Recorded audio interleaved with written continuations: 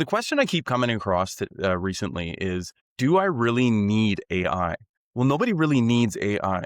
I had several conversations this week that led me to believe that people, while they understand AI is a great thing that they should implement in their business, it's not necessarily something that they really know a lot about.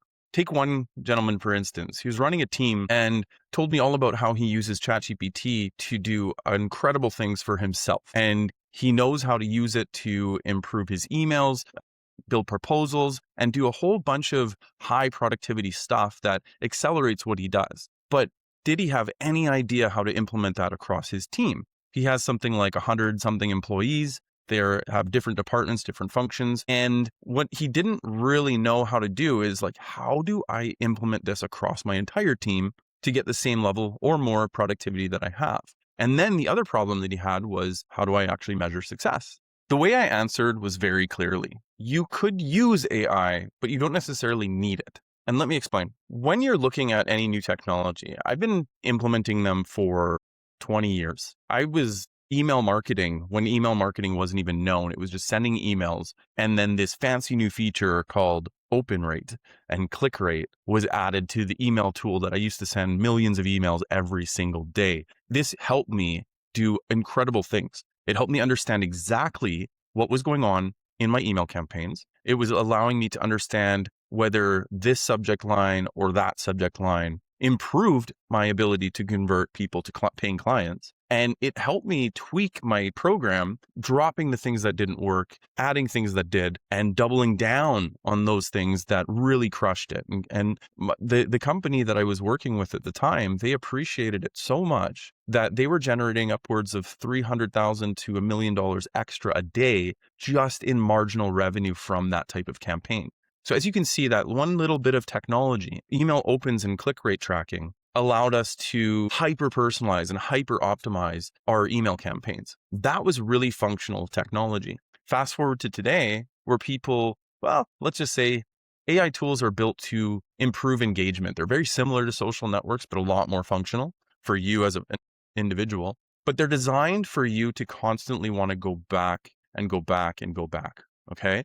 So the more chats that you do, the better off they are as a platform, and the more they can tell the story to their board, investors, the general public, that they're crushing it. If you're thinking about their psychology, the reason why they get those multiple $1 billion of investment is because people believe not only do they have clients, but those clients are actively engaged.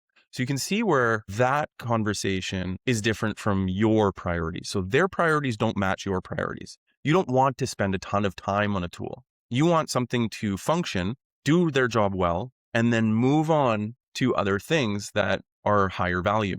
That's really important. The second thing that's important here in this conversation is that I just mentioned, does it well? The tool has to do it well. The challenge with AI that I faced, and I face this personally, I face this with clients, people in my network, everybody is feeling the same thing.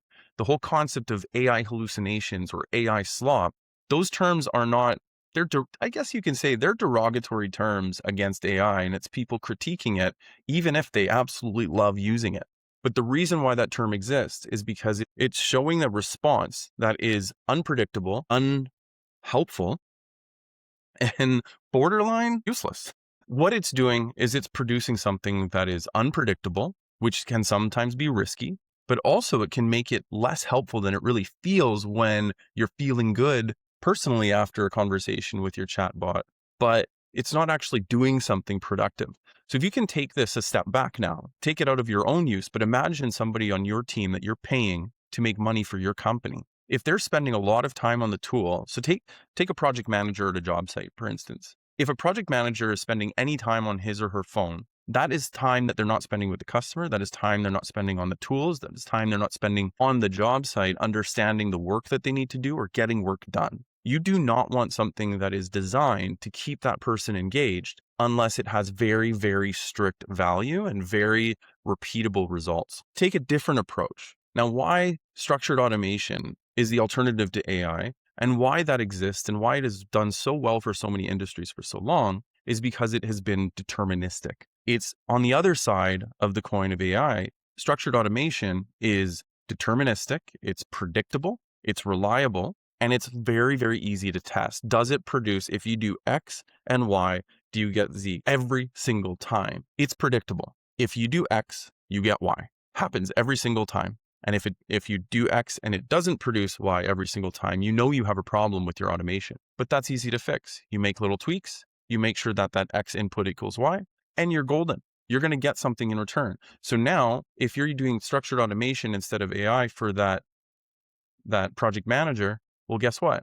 He or she is spending less time on the tool, putting in a piece of information, getting a piece of information back, and going about their business. Or ordering supplies through a click button. Ordering supplies, click the button, get the supplies, go about your business. However, now why AI is so important now for even those structured automation type conversations is the truth is you don't have to choose between automation and AI. If you're looking to make things more efficient, faster, better, easier, and safer for your team, you can choose a mixture of both. And this is really where I believe the future of AI or any type of technology that improves productivity is going. You set a baseline, you understand what are the general inputs that I'm expecting from people. It could be a customer service chat. I know that I'm going to get these certain types of conversations or questions that people ask. I know I'm going to get these questions every time. And I know that the answers are very strict and very structured.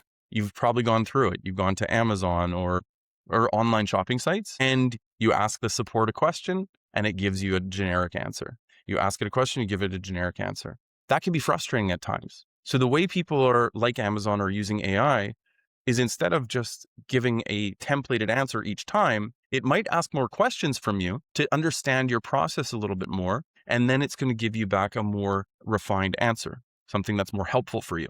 This has incredible applications into more than just shopping, which is where most of this technology is really advanced. If we go back to the project manager example, one of the core things, so we've been building an AI agent for the flood mitigation industry that allows project managers to assess properties and give information back to their company and their strategic partners so that, and like subtrades, that kind of thing, so that the client, who is the property owner, can get more services without having a whole bunch of back and forth phone calls, ordered requests, and everything. It cuts down the time it takes to execute that and coordinate everything.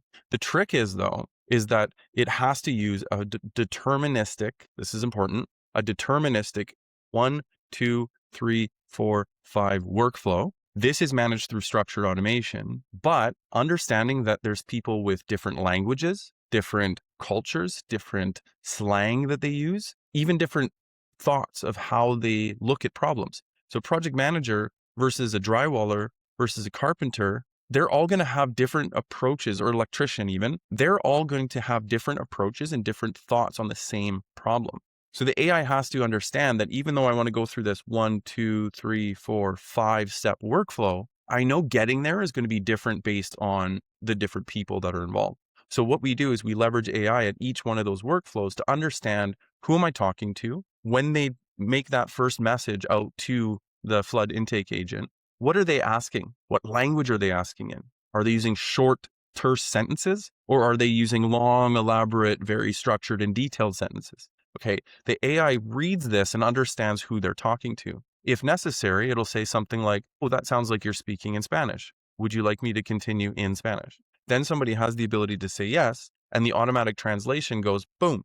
Now the rest of that structured workflow is all done in Spanish. Okay, that's just a simple example. Further down the road is that it looks like this person has a role that incorporates the whole side, front to back. A product manager is going to need more information and is probably going to give more information in the tool. So at each step in the process, it's going to think about ways to guide the person into doing the best job, but also take cues from what they're saying. If they've already answered a question that is going to cut out step 4, just in what they've said before, the AI is not going to ask that question. It's redundancy, it's angry. I've tested an AI recently where it's an absolute great product, but as I started asking it questions, it repeated the same note over and over and over again. Their AI had a doom loop. It was caught in step 2 of a step 5 cycle. Okay. And what happens? It looks horrible. It's just like the Air Canada case in my book. A passenger tried to book a flight and got confirmation from the chatbot that if they paid for that fare, they could get a refund at a later date. When they tried to go for the refund, they didn't get it. Air Canada refused. And guess what happened? Well, he took him to court. He ended up settling. He got the refund. The problem is on the Air Canada side, they got a crash course in understanding exactly why you can't let unstructured stuff manage structured conversations.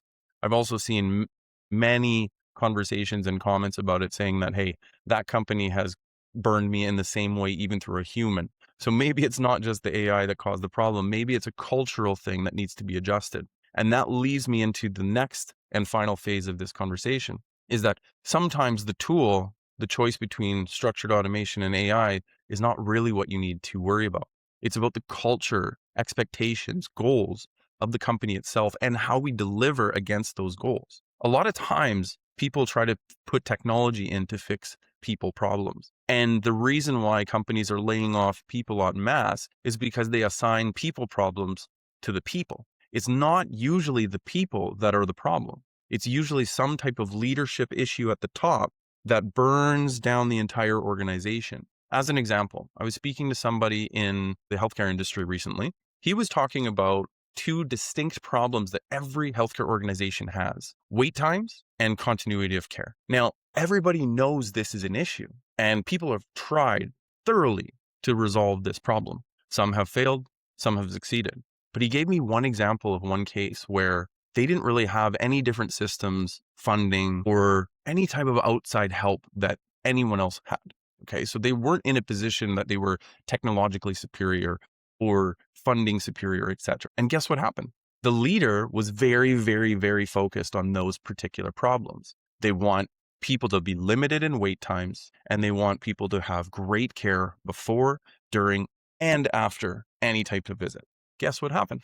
Yeah, exactly. Every single metric that we just talked about, every single metric tied to those things went up. People across the entire organization put those as priorities. The way they executed, the way they worked with each other, the way they made decisions, the way they allocated budget was all around improving those problems. Even though there were technology choices, there were vendor choices that were along the way, the most important thing was the leadership from the top having a priority that is aligned with those particular problems. Unfortunately, that person's tenure only lasted 2 years. And a little bit after, there was a gap in performance, and those metrics started going down in relative performance again. The trick is that while everybody says, hey, I need AI, it's really important to understand what you need AI for. Number one, you need to understand what type of AI. How do you apply it? Do you apply it as part of a structured automation? Do you apply it on its own? Or do you just not do it at all because it's actually not right for your business or the